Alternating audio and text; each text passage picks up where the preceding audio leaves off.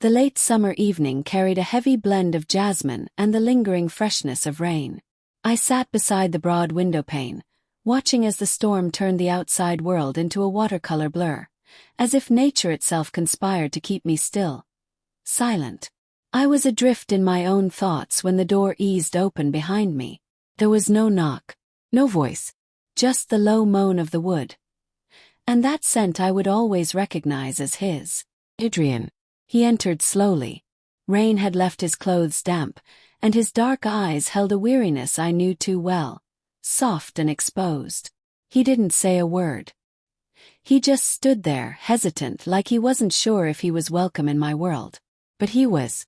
He always had been. I didn't know where else to go, he murmured, barely audible. I nodded, forcing down the swell rising in my throat. You're here now. Adrian moved toward me and sank to the floor, leaning his back against the wall. His eyes wandered everywhere but to mine. Still, the silence didn't weigh heavy. It was familiar, comfortable. This wasn't the first time he'd come to me without words. Long ago, I had stopped needing them from him. Elise left, he said eventually, as if confessing a secret.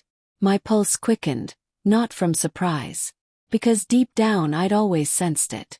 Their bond had never come from passion or longing, but from obligation. He never looked at her the way he looked at me. I'm sorry, I said softly. I'm not, he replied without hesitation. She found someone who truly sees her. Me. I've only ever wanted to see you.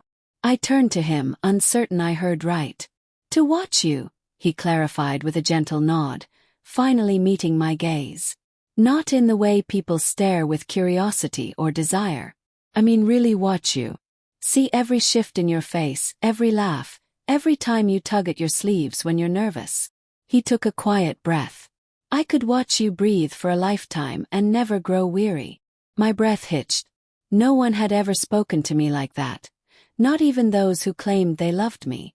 I wanted that too, I whispered, my voice barely above a breath. I wanted to be seen. Not just as someone's younger sister's friend or the girl always nearby, but as someone who waited for you to stop pretending you didn't feel it too. He rose, walked to me and knelt down. His fingers brushed against mine. When I didn't move away, he gently took my hand and placed it on his chest. Do you feel that? He asked. His heartbeat was rapid. Live. Not yet, I whispered. Instead he asked, can I stay? I looked at him, this man who had loved me in silence for so long, and I murmured, yes, watch me love you, Adrian. The way I always have. And so, he stayed. That night wasn't about urgency or touch. It was about eyes meeting after years of pretending they hadn't. It was the moment stolen glances finally found their place. He didn't rush to hold me. He just sat beside me, fingers laced with mine, watching me exist, as if simply seeing me smile was enough to mend something broken in him. And I watched him too. I saw how his shoulders lost their tension, how peace began to settle over him with each passing moment. We didn't say, I love you. We didn't need to. By morning he was still there, fingers entwined with mine, his expression softer than I had ever seen it. You stayed, I said quietly. I couldn't leave, he replied. I was afraid I'd miss something. I laughed, but emotion stung behind my eyes. So, you're just going to keep watching me? He nodded. Every day. Until you tell me to stop. I leaned in, close enough for only him to hear, and whispered, don't stop. I've waited too long to be seen. There are many forms of love. Some blaze with noise and flame. Others float on fragile dreams. But ours was different. Ours was gentle, low, unfolding like the pages of an old novel, meant to be read and reread with reverence. He longed to witness me, and I longed to be witnessed.